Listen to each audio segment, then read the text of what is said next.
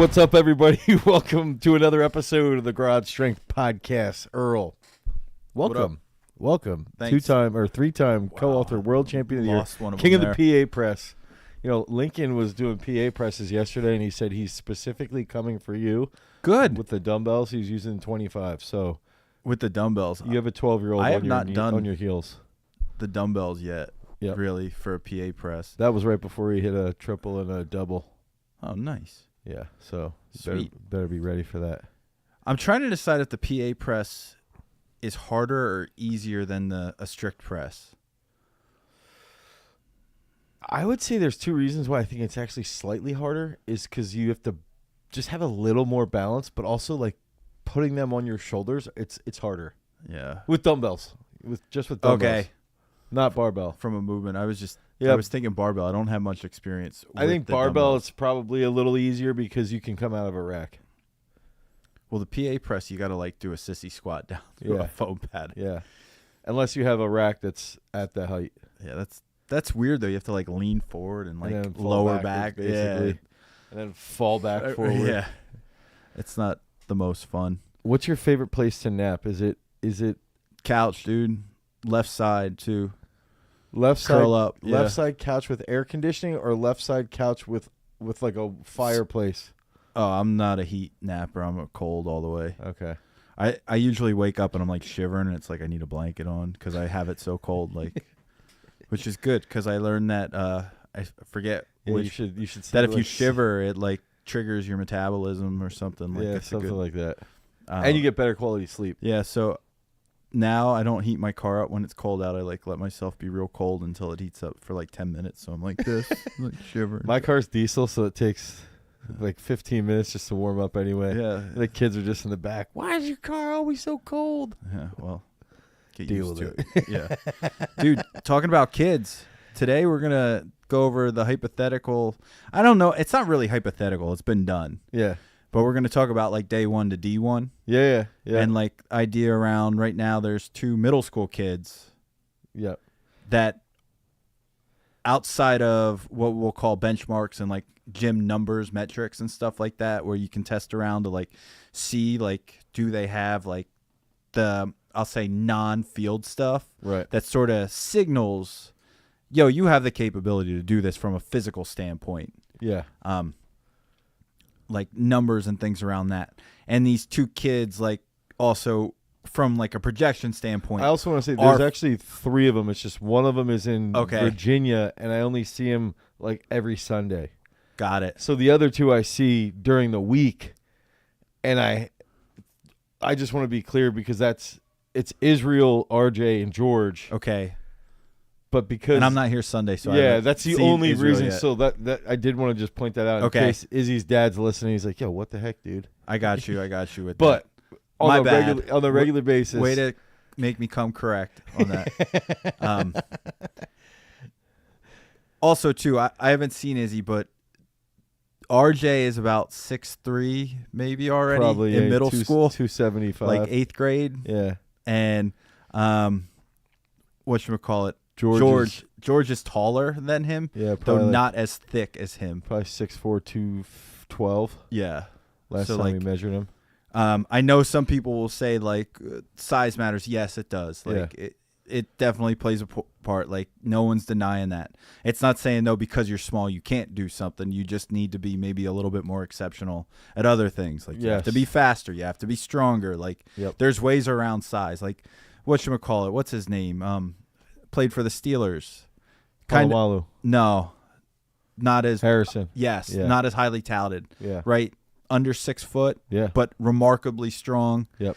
Kind of almost reinvented how the position could be played. Yep. From a certain thing. You could create leverages from being smaller. I've often thought he was essentially, you know, and people could correct me on this, but I often felt he was like the first true edge guy that they like, which is now like a position. Like when we played, no one was called like edge, whereas now it's like, all right, he's an edge Even rusher. Dwight Freeney was undersized too, technically from like a height standpoint. Yeah, right? yeah, for sure.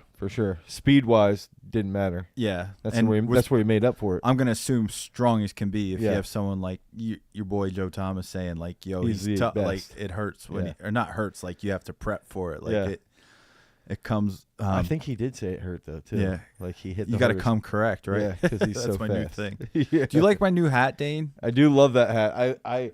The Phillies. So the Phillies are. I wanted an Astros one. They just didn't have it in my head size. If you wore an Astros hat here, I think that's rights to be burned. Well, it's not that. So if I had to tell you, I root for the Phillies. Like, if I have to root, but I really don't care either. Too. Yeah, that's fair. But the Astros one had this cool like color that matched the front, and I just liked it from a color scheme more. Like that's all it was. I like that though. Yeah, I'm jealous. All right. I don't have my hat on. Maybe when it's your birthday next year, you're almost as old as me and have as high. Maybe next year your VO2 max score will be as high as mine. Wait till I get that VO2 master or whatever. Yeah, I'm gonna test in it too and kick your butt probably. Get to go on like a bike instead of running. Yeah, on the assault bike I have to. All right, so let's start off by like reacting to a video of George cleaning. Okay. This is at the time was probably the PR, is not as PR anymore. He might have doubled this too. Okay. Oh, no, that's a single. Yeah, so I'm going to make this large. All right, so this is a 1 block clean. It looks like there's 93 kilos on there. Yep. So this is essentially a body weight clean for someone who's about 6'4" in middle school. Yeah. 8th grade. 8th grade. Just turned 14 like a week ago. Yeah. This is no longer their 1 rep. Yeah. I think that's the other thing. For me, it's like... Oh, that looked easy. Yeah. Actually, this day he might have hit like 102 or 103. And what I've been trying to do with George is like, all right, yeah, that's pretty good movement. Yeah. What goes on with that little like left hip shift? I think sometimes it's just his way his foot moves. Well, he's lifting in New Balances too, and they're like blowing out of his foot. Yeah, he's getting pretty consistent there. What does he clean now? 105. 105. So 231. When was this? This was. Hold on, we can get like a date. It's a month. That video was a month ago. A month ago. Jeez. And yesterday he just squatted for the first time. He squatted over 250 for 5. And so I think the big thing is like, here's him running. It looks like a 5.10.5. Yeah, he's got a solid 5.10. Let's watch this real quick since it's here. He's very good at being coached. Stutter steps a little there, and then he puts that hand down there, but he does correct that. We don't want this one, or Ryan. Ryan, who's 18, about to back squat. What is that? 187 for probably 5 reps. 5, yeah. Dude. All right. So I think like the big thing with George is like looking at, I mean, what we've done is taken his numbers and just said like, okay, or take his size. This is his likely position that he's going to play. This is, where he's at currently. What position is he going to play? He looks like a tight end to me. I think very likely a tight end, D end. Okay. I think that, so he's played running back and linebacker. That's just because he's a way better athlete than everyone. Yeah, whereas point, now I think that he will start playing more D end, D end, probably tight end, I think. I think he'd be. Is he more offense than defense type of thing, too? I guess we'll see. Right. I think that's where, I think that's where it's like, it's seeing how he adapts to the next 2 years now that he's getting into high school. Yeah. All right. Let's move on to RJ. So RJ, How old is RJ? He's 8th grade. He just turned 14. Just turned 14. Yeah, he's in 8th grade. So I think this is. I'm just gonna preface this. Everyone watching, like, RJ does not look overly athletic at the beginning of this, as it goes. Yeah. Also remember too, this is a 14-year-old kid and like who's very heavy in a grown man's body, who is probably going to get bigger yet too. So he's like learning how to move, how to coordinate it. There's a reason why when you see young kids that are small do well. Yeah. It's easier to learn how to move a small body earlier on than 100%. It is a bigger body. So there's a learning curve in that. I think that's what makes this progression so cool. Yeah. So this is like a series of videos. So like if you're just listening, it's going to be tough to like see it. Through it. So, but there's 2 hurdles there. It looks like they're at the lowest setting, so about 24 inches. Yep.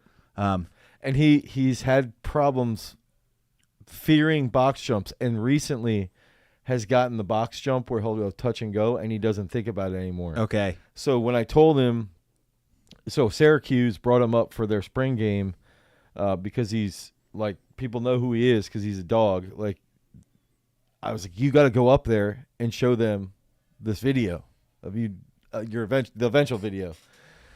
So the whole goal is like, you've got to be able to do hurdle hops. Hurdle hops come after box jumps. So he conquered the box jumps, but then he was like wetting himself over the hurdles. So this is a progression from day one to D1 type of thing. Exactly. Like, this is how you start this getting is part of that. Yeah. All right. So Dane's basically telling him he's not good enough yet. No, he's just laughing. RJ is hesitating. So he's hesitating hard. I basically told him he was going to fall. Yeah. I was like, look, you got to just be ready. Almost like falls forward into the hurdle because he stops himself. I'm trolling him. Yeah. He does a little shadow jump. And eats it. He hits it with his feet and eats it. And we're on to the next video. Like, it's just playing through. So here he goes again. He's like going up, practicing the tent. Does it. He does a tuck, lands, has to like step forward. Then he was like hyperventilating there. Then he started to get it. Like, okay. Gets the second one. Step. So I'm going to pause there quick. Pause. So he kind of got like, it wasn't quite a stutter, but it wasn't fluid either. It was hit, go, and he's doing this little, like what I call like the snowboarder leg kick for the grab out to the side. Yeah. Instead of like tucking the knees up right now. I mean, is this where you want me to get into the tactic I use? Dane, tell us about the 5S protocol right now. Let's hear about this first, because there's coaching that goes on here that derives from the 5S protocol around plyometrics. Okay, so I think there's a couple things. One, you've got to make sure they're having fun. So I'm trolling him a little bit right throughout this process, but he's smiling. Like, you can see the hurting video. his feelings. The kid's not down on himself. He's like joking around. Like, and you got to toe the fine line. And there's a bond there too, where like there's a trust factor where you can do that. It's like anyone who's watched a video of like a teacher like joking around with kids, you can see if the kid thinks it's okay or if it's not okay. Exactly. So while I'm doing that, I'm saying, okay, mentally, I'm going, all right, if I can get him to do like, I don't mind if he does those side jumps. If I can just get him to do one jump and he lands, and then he can take as much time as he wants. So when I set up the 5S, it's, you look at it and you go, stop, slow. Those can sort of be interchanged. Then you can go stutter step. Then you can go sport specific or speed. Those two can also be interchanged. And for me, it was like, okay, he can go slow with the process. Okay, so the first S, he's going to go slow with the process, get close to the hurdles. And he's also going to go slow and stop, meaning when he conquers the hurdle, he can take as much time, so he can go slow, or he can stop and then jump again. And then that took us into, essentially where we're at right here. Why don't we play this, and then I'll try and walk through the rest of that. So this is where he's like taking his time. He did want to redo that because he felt like it wasn't good. So there you can see he does a little stopping again. It's like, okay, just do it again.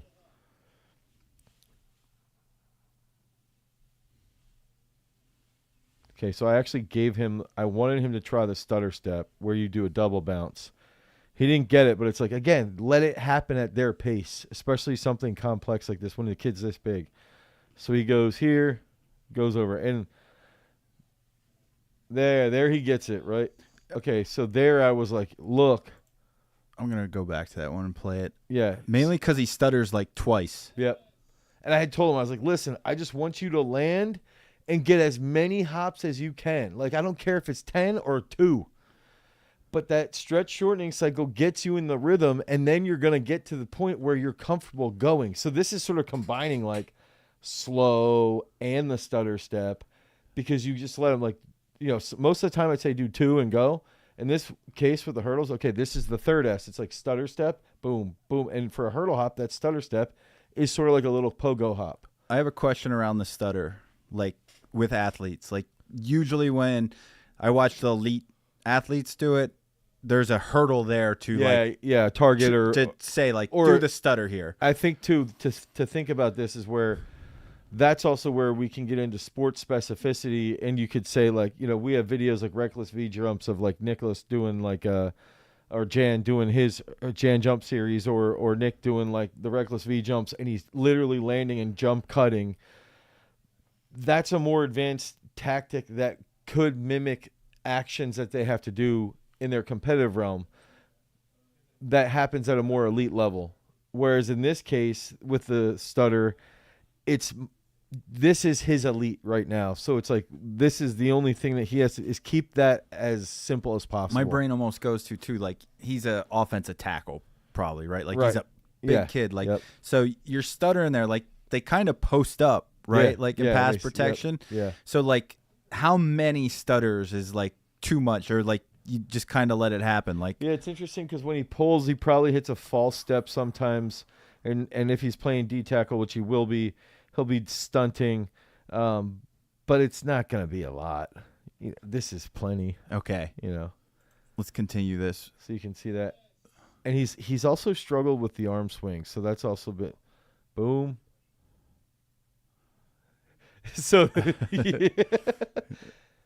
I'm going back to that one quick.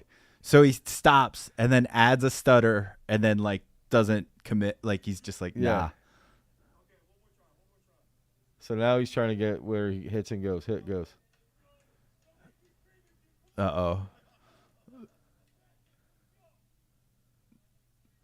So that's too slow. So there. Oh, wow. So. Look, he's like, is that better? What do you think, RJ? What do you think? Is that better? There's too slow that it like that was fast for him, but it looks like a stop, right? Like yeah. And then he takes it again, and it's literally boop.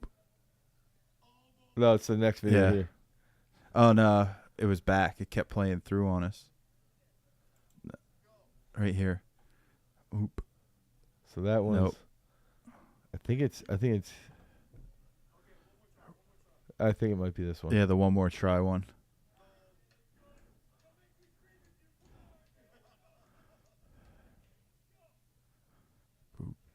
That's the next one. Here we go. There we go.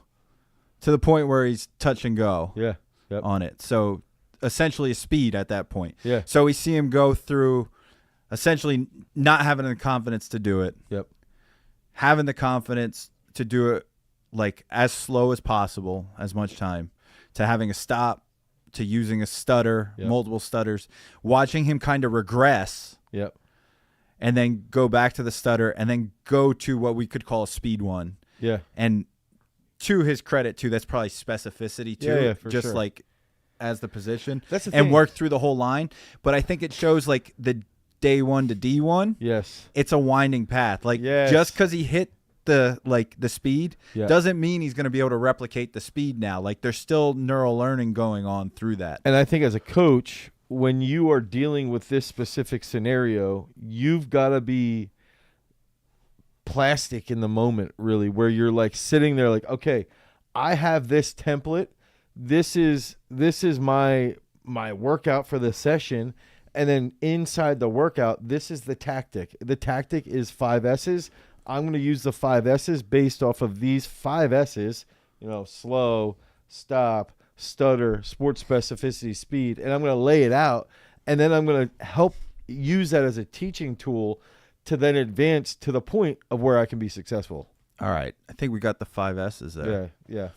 All right. So this other thing that's been coming up with this, like these day one to D1 type of kids that we're working with, or you're working with, is around what's coming, I guess, with more refinement within the training system around creating benchmarks, measurements, ways of essentially creating like a technical model of an athlete within the weight room, sports performance realm. I shouldn't even say weight room, around impulse, strength, speed, and endurance, and then how it applies to a specific sport. Yep. And those specific sports fall within these 5 sports depths. Yep. There's depth 1, which is like a strength and power. Mm-hmm. There's sports depth 2. So that strength and power would be like weightlifting, Yep. throws, shot put. O-line to a point, D-line to a point. Sports depth 2 ends up getting more into the like football running backs. That'd be like power and speed or strength and speed. Yeah. I would say speed and power type of thing. Speed and power. Yeah. If you think about like, okay, a running back or a linebacker, safety, they've got to be explosive, they've got to be strong, and they've got to be fast. And then sports depth 3, which is the keystone, Yep. which is like your wrestlers, combat sports, has like an interval type of component to it, but 100%, like you don't get to say timeout or take a rest type of thing. Injury timeout. Yeah. Yeah. And then sports depth 4 is like a continuous go. So Yeah. think more soccer players, lacrosse, like the game just goes. Yeah. And then finally sports depth 5, which is essentially like endurance sports, like long distances, like that's your sport. How ultra endurance or how fast can you go for how long type of thing. 10K runners. Yep. So there's like me, like a 5K guy. Yeah. Dude, I thought you running a 30-minute 5K. I thought I forgot with the Q2 meeting coming up. I got to get you your sticker. Oh yeah, the 26.2. Yeah. I need that for That's you. my Sport Death 5 sticker. Yeah. Just so you can like put it on there, your tail end, just wear it like pride. Your sister can see it and troll you about it too. 100%. Oh man. So through this though, there's like benchmarks around like what you can do in the gym to represent this. So there's what in the system we have a web, right? Yeah. So RJ, if you're on the screen, we have a document up right now around essentially the strength and explosiveness testing, the speed and agility testing, and then there's this web matrix that kind of like gives you a graphic, a visual of performance. So there's RJ's there for those of you watching on YouTube. And then here's George's there too. I don't know how much we want to go into actual numbers and stuff too. So I think maybe what you had said with like a technical model, it's interesting because I shared this with Jason where I talked to this guy, Mac Wilkins, who's an Olympic champion. Yesterday when I was dying on my run, actually, I was on the phone. You with mean him. when Caitlin had to come pick you up because you couldn't finish? Correct. So everyone knows this is happened. about the 13th time I have told Dane about this because it cracked me up so hard. So hard. My watch even said you are only 25% adapted to the heat. And clearly I was not adapted to the heat. I was dying when Caitlin came in and was like, yeah, I had to go pick Dane up. I was like, I did a double take. I'm like, you know what you just told me, right? So when I was dying on the on Dane, my run. Tell us about these benchmarks. Okay. The biggest thing that I think with benchmarks is that when you have, it's like a technical model of an individual. If you have a technical model, and I'll use throwing or I'll use playing left tackle, right? If you're a thrower, you can look at how someone throws and you can mimic how they throw. If you watch somebody run 100 meters, you can mimic their phases of the 100 meters or their start, right? If you watch in football, if you watch using, only because we mentioned Joe Thomas earlier, when you mention or when you think about his weird stance and how he would come out of his stance and anchor down, it's like, okay, well, now you can mimic him to a point if you have the same background or a similar background to what he had. And so when I think about that through the sport of track or throwing or weightlifting or sprinting, then I started to think, okay, we have had, a large amount of athletes come through the gym that have gone to Power 5 football schools. I've had lots of discussion with coaches who have trained Power 5 and NFL guys and stuff like this. And I've had other athletes in other sports, and I started to think about, okay, what could be a technical model for an athlete that would be gym-based?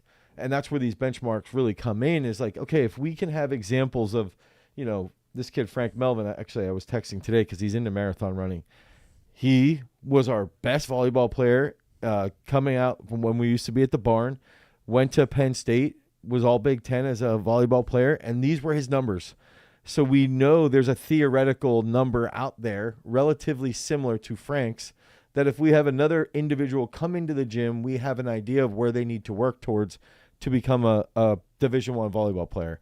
And that's what's happening with these benchmarks now, is that we're just refining and refining and refining, because it creates this model, this theoretical, blank slate that we're trying to work with to talk about, to go back to my Calvinist background of my religious studies Jeff major. Tweedy has this lyric: "The hope I had in a notebook full of white dry pages was all I tried to save." And it's that idea. It's like, exactly that. Sonic Youth has this song called "The Empty Page." Like it's a classic metaphor around like. So that's the whole thing. Is a kid comes in, and let's just say that we have an athlete like RJ or George or Izzy, right? They come in here, and they say, I want to become a Power 5 football player. Okay, well, these are the numbers that we can try to hit by the end of your junior year. And if you can hit these numbers by the end of your junior year, I'm not promising you're going to go Power 5, but I'm promising you it's going to be way more likely that you're in that situation. And these numbers are no joke. Like, you're not going to be able to just sort of meander through training in high school. Like, this is going to build a work ethic. When we do a D1 post and post it on like TikTok and Instagram, like these numbers are like the top of it, and it's like, we're serious. Like, we're not giving you a range. Like, right. And exceed this. That's the thing I think that's important, is like when you have kids and you're working with, like, dude, these guys are surrounded by guys that have been trying to go to the NFL. They're also surrounded by Olympians. They're surrounded by everybody. So they're in a culture of, I want to work. I want to show up 4 or 5 days a week, and I'll do everything I can to be the best I possibly can be. And these numbers will get you to that Power 5. Now, the other thing is there's some kids that, like, Connor's a good example. Pennington. Connor's numbers in some lifts far exceed, they basically hit like Power a single 5. leg squat, right? Yeah, they hit Power 5 numbers. 400 pounds for a triple on each leg. Right. And he runs a good 40. But he, some of his numbers aren't the best. He's going to play D3 football, and he basically is essentially our model for D3 football. Him and another group of about 15 kids that we've had, like, consistently, throughout the years, that are D3 guys. Connor's also not 6'4". Yeah, like he's these shorter. guys. Exactly. And that's the thing. So it's like, it provides reality. If you go D3, D2, D1, Power 5, now you're looking at these numbers. And the interesting part with somebody like RJ or someone like George or Izzy is that we can set these up and be like, okay, these are D3. These are D2. These are D1. None of these are bad. These are all great numbers. They're all going to require you to work hard. They're all going to require you to set goals, and they're all going to hold you accountable to get to the next level, to become that theoretical player that you want to be. But you still have to be coached up. You still have to be present with your comprehension of how the game is played now and things like that. So, but the biggest part is that it's like the carrot. It's like the carrot pulling you through. Like, RJ's first thing that he said to me, he goes, so when he tested, he did 198. Okay. Now he's cleaned. So that's 90 kilos. Now he's cleaned 99 kilos. Okay. He asked me after he hit that 99, do you think I can clean 405 by the time I'm done high school? And I'm like, I think you can. What is that, 184? 182. And he's like, you think so? And I was like, dude, you got to realize, I think you can do it, because he's got a build that he could eventually be that guy who back squats like 600 plus and could clean. But I was like, but it's going to take a lot of work. And the thing is, he understands that. And, like, you look at his back squat, he did 242 for 5. When Nick was pounds or pounds. Yeah. So like 110 kilos. That's awesome. Yeah. 110 kilos. And I said to him, I said, look, you're a D tackle, O lineman. Nicholas did 500 for 5 when he was a sophomore in high school as a running back. So, like, that's where we want you to get close to like 500 for 3 to 5 reps.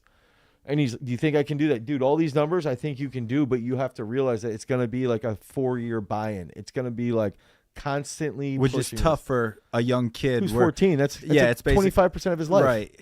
So it's like, for him to comprehend what that takes time-wise is hard, but it's also the benefit, because he doesn't comprehend the time. He just knows what's tomorrow is going to garage strength. And I think that's important, though, to a sense, too. Like, I just got to put the next foot in front of the other. Yes, I just got to show up the next day. Like, And that's where I think all these numbers happen as a benchmark, is that if we can break down sports like swimming and soccer and basketball and football and rugby and baseball and wrestling, and you just go through everything all the way down to, we've got the U.S. champion in snowboarding who trains with us here, and I can test Kaya and be like, okay, these are Kaya's numbers. And the thing is, the exercises change a little bit from sport to sport, but the principle of how you set it up and then how you pitch the radar. And if you go down to RJ's radar there, the radar graph shows where he's weak, right? Like it's going to say, okay, his back squat's way behind, his clean's way behind. Some of his other stuff's a little bit better. What is better, when it's closer to the center or farther away? When it's wider. All right. So yeah, like back squat and clean. Yeah. What is this? Bench, yep.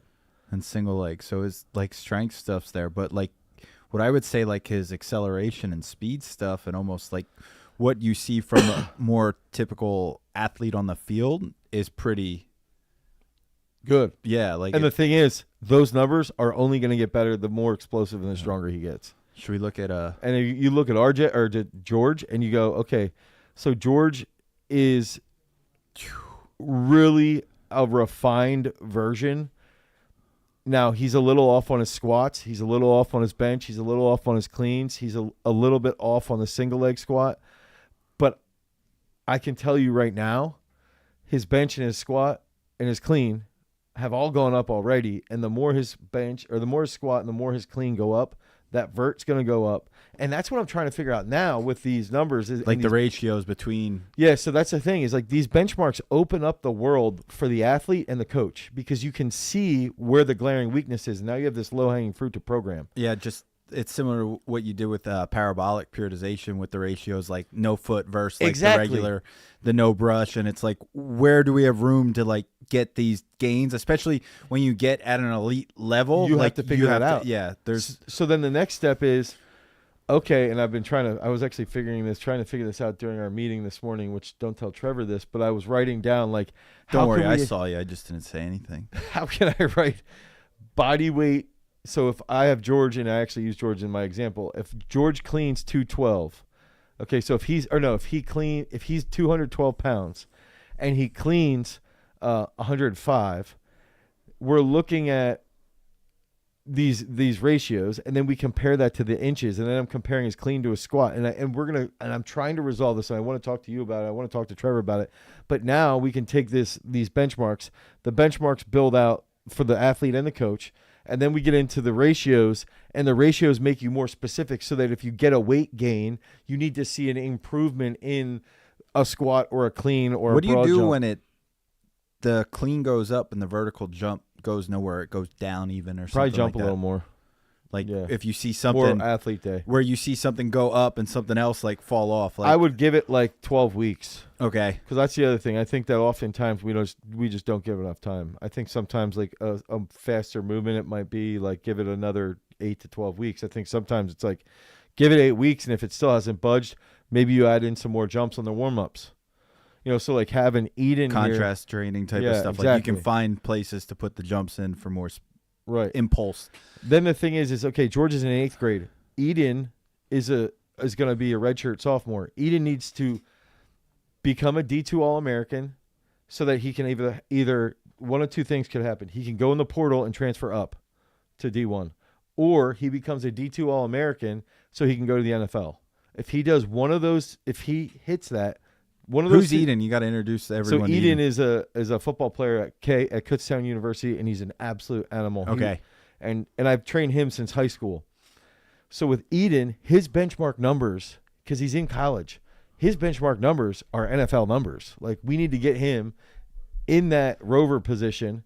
And you just got to get him seen by people too then. Yeah. Probably. And if he becomes a D2 All-American, or at least All-Conference, and he has 100+ tackles in one of these next 3 years, it's all going to play out. And so it's like his motivation and his radar graph is based off of that next level. They're called radar graphs, or is it? I think that's how we created this one in Google Sheets. It's neat to look at, mainly because you get like this nice little visual. It makes me think like I'm playing video games, and it's like my stat creator, and like Well, here's the crazy part is one of the dads showed University of Maryland the radar graph today, and they're is like, that why you They're like, yo, I need to talk to this dude, and we need to like get on a call.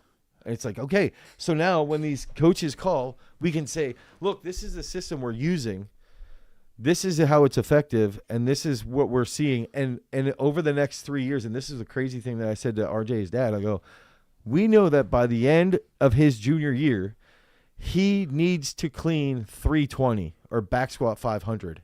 If we work backwards, each year we can say he's got to add essentially like another 200 pounds. Now, to be totally fair, the first 2 years, he's going to add a lot. Yeah, he might add 150 pounds. He may put on 200 in the next 8 months. Correct. Because he's so young, too. Like, right. When the hormones really start kicking in. That's what happens. And, like, we just need to be aware then that when those drastic increases come, and we see it happening because we'll test every 4 to 6 months, then we also have to put a little governor on them because sometimes kids' knees will hurt or their back hurts or whatever. Just some weird stuff can happen because they're growing Got too. a little DBAP going on. Yeah. And that's the one. I mean, that was one thing that happened with Nicholas. And I actually think one of the big things with Nick that helped him when he got so strong was that his governor was COVID. He couldn't go crazy. He was he was going crazy because he was just training in his garage. Yeah. On Zoom. So like his governor was that we weren't pushing him. He didn't have access to enough weight to go as heavy as he exactly. probably could have. Exactly. Whereas these guys now, it's like we have to just be aware of that. All right. We gotta react to a freak of the week. Oh, Tom's River. Yeah. This dude's in Jersey. It says C word because I probably know who this guy is. Yeah, actually. he says still a former D1 thrower. This is a 315 for 5. 5x5. Ooh, that's pretty good. Weighing in at 235. And Dane, please don't make fun of my hips. I'm a thrower. If Krauser can do it, so can I. It's called the shot put bench. It's transferable, goddammit, is what he says. It's not going to be me. It's going to be everybody else. Yeah, so it's basically the power lifters that if you're a power lifter and watch this or compete and be like, that's a no rep. And it's just like, yo, we're not in that sport, dude. Yeah, it's okay. Let's watch it go. So 5x5 at 315. That's a pretty narrow grip. It is a narrow grip. Probably put him around 375 to 385. Look at that guy spotting. Hips. What is he talking about? Get out of the way. Your hips are barely moving off the bench. Dude, and you're controlling the shit out of this. Like that, your hips move a little bit, but like whatever. I can't stop laughing at the guy spotting him. Is that a rando, do you think? Like a guy in the gym? He probably knows him a little bit. Other than that last rep. Yo, this is good technique. That's close grip in my opinion. That's close grip, and I would do this guy benches 375 to 390 I bet right now. Yeah, that was pretty strong. That's good. Tom's River, the land of Ron Jules. I went to high school or college with my locker mate was actually from Tom's River. In what, like when you were throwing? Yeah, at Penn State.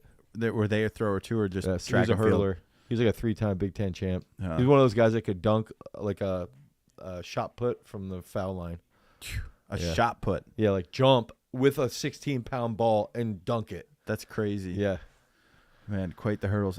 We got some audience questions. Okay, let's go.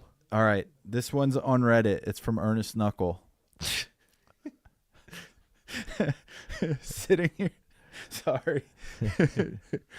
Sitting here watching WrestleMania and thinking how athletic and strong these performers have to be. Dude, they're freaking animals. Wondering what would be the best way to train in the gym for such skill sets. I mean, if I would channel John Cena. Basically, you snatch or clean whatever you can do. You do a heavy squat, and then you do a lot of bodybuilding. Like literally, if you look at how he trained, like in his heyday, that's what he was doing. He would go snatch like 140 kilos for reps, and then he'd try to squat here and there, but then do a lot of bodybuilding. All the upper body work was all bodybuilding. Okay, and I think that's just like a standard. Like, get as explosive as you can be while having like good mobility, and get that bodybuilding look. I'm still waiting for people on Reddit to know, but this one's on Reddit too. Routine_kitchen. What are your thoughts on the standard high school weightlifting class where we typically will just squat, bench, and clean, do some dumbbell stuff, basic plyos, and then run either a mile or gassers once a week? Strength training class? Yeah, like that sounds like a phys ed class. So what I would do, like keep in mind, you only got about 42 minutes usually in these classes. I would set it up where they would train 5 days a week, and we do like you would do a quick warm up on PVC Pipeworks. Everything would be on the minute, depending upon the time of the day that they're lifting. Everything would be on the minute, except for the day that we would squat, and I would make everybody squat first. The day that we would bench first. Everything else would be like we're doing snatches on the minute. We're doing cleans on the minute. We're going to do jerks on the minute. On plyo day, you only get a minute rest. So we're getting more volume in, more touches in. And then I would make the last 15 to 10 minutes of class like we're getting a huge pump. So you're going to go into the locker room and you're not going to be able to take your shirt off in the rest of the day. You're going to just like get cramped. Push, pull. Yeah. Like, and I think that's the thing is like just getting these kids more work, like have them do technique stuff. Like I think about Loveland right now, which I think we should react to her maybe next week. You're very young throwers, probably not even ready for day one technically yet. Right. So it's like, dude, have somebody like that go in and you do like 10 sets of 5 snatches and you do that for 20 minutes. Like they're going to get really good at snatching. And then by the end of the year, they're going to be automatic with everything. Sweet. So that's it. All right. Wait, hold on. Download Peak Strength app. Yeah, head over to Peak Strength. And I think that's a big thing too, is that a lot of the benchmark stuff and a lot of the radar graphs, everything that we're doing on site is leading into Peak Strength 2.0. Be on the lookout. Yeah, so I think that's like one of the cool parts is like everything we're doing here, you're going to get implemented in the app. I think that may be the first like premature one on it, but that's all right. You love the premature. Until next time, peace. Oh, dude. Later.